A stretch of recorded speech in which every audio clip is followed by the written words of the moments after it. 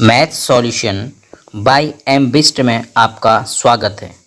गणित विषय के संपूर्ण कोर्स एनसीईआरटी के अनुसार को पढ़ने के लिए चैनल को सब्सक्राइब कर बेल आइकन के बटन को ज़रूर प्रेस करें।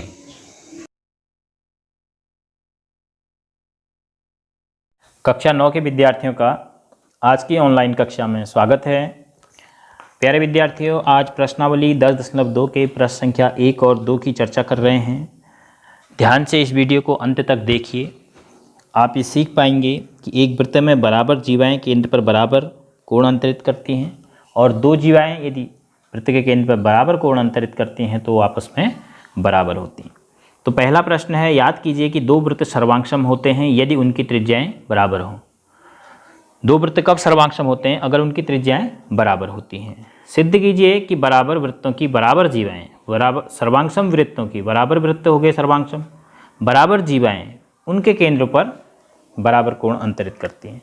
हमें सिद्ध करना है कि अगर हम दो वृत्त बराबर त्रिज्याओं के खींचें, जैसे देखो एक वृत्त हमने खींचा और उसी त्रिज्या का हम दूसरा वृत्त खींचेंगे तो दोनों वृत्त क्या हो जाएंगे? बराबर हो जाएंगे। दोनों वृत्त की त्रिज्याएं समान है। एक वृत्त का केंद्र ये है, दूसरे वृत्त का केंद्र ये है, तो दोनों वृत्त की बराबर जीवाएं, जैसे एक वृत्त की एक जीवा हमने खींची और इतनी ही लंबाई की इधर दूसरे वृत्त की भी हमने जीवा खींची, तो हमें दिया है कि अगर जीवा ए बी और सी डी बराबर हैं तथा दोनों वृत्त सर्वांगसम हैं, अर्थात दोनों की त्रिज्याएं बराबर हैं, तो उनके केंद्रों पर ये जीवाएं बराबर कोण अंतरित करती हैं। अब केंद्र पर कोण का क्या मतलब हुआ? जीवा के दोनों सिरों को, जीवा का सिरा ए, जीवा का सिरा बी, अगर दोनों सिरों को आप केंद्र पर मिला दोगे, केंद्र पर जो कोण बनेगा वह कहलाएगा जीवा के द्वारा केंद्र पर अंतरित कोण। तो यहाँ पर जो एक कोण है ए ओ बी, इसे हम कहेंगे जीवा ए बी के द्वारा केंद्र पर अंतरित कोण। इसी प्रकार जीवा सी डी के दोनों सिरे सी और डी को हम केंद्र से जोड़ देंगे और केंद्र का नाम माना इसको हम कह देते हैं ओ डैश, तो कोण सी ओ डैश डी को हम कहेंगे जीवा सी डी के द्वारा केंद्र पर अंतरित कोण। अब हमें दिया क्या है, यहाँ नोट करेंगे, दिया है और क्या सिद्ध करना है।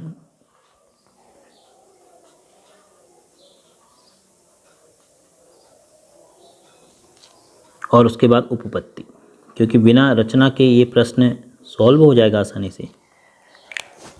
हमें दिया है कि ये दोनों वृत्त सर्वांगसम हैं, अर्थात ओ ए बराबर ओ डैश सी, इस वृत्त की त्रिज्या और इस वृत्त की त्रिज्या बराबर है, एवं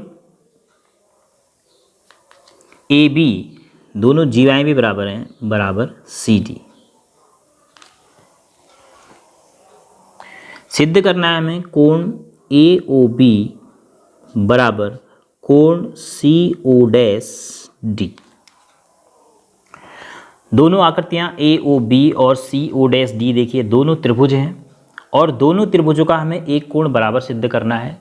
तो हम कोशिश करेंगे इन दोनों त्रिभुजों को सर्वांगसम सिद्ध करने की। इन दोनों त्रिभुजों को देखिए आप, ओ ए ओ डैश सी के बराबर है, ओ बी भी त्रिज्या है, ओ डैश डी भी त्रिज्या है, तो O B O dash D के बराबर होगा और ए बी सी डी के बराबर दिया है। तो त्रिभुज ए ओ बी की तीन भुजाएं अलग अलग त्रिभुज सी ओ डैश डी की तीन भुजाओं के बराबर हो गई।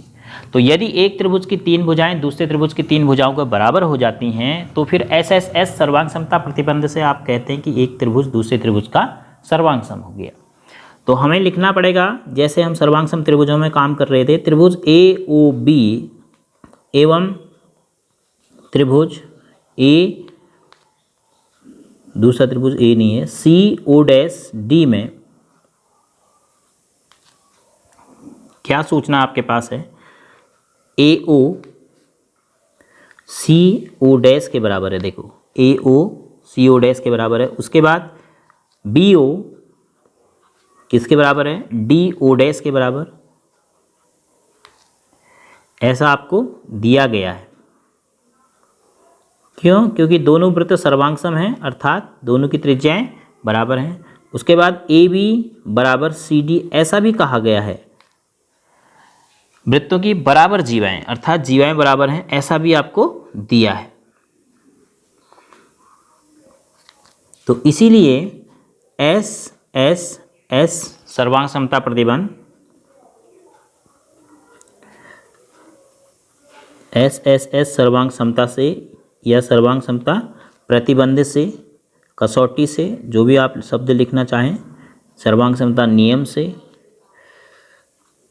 त्रिभुज ए ओ बी जो है सर्वांग सम हो गया किसके? ए ओ के लिए क्या लिखोगे? सी ओ डैश, सी ओ डैश और उसके बाद डी। अब देखिए यहाँ पर ए बी और सी डी भी बराबर हैं, तो हमने यह संकेत सही लिखा है।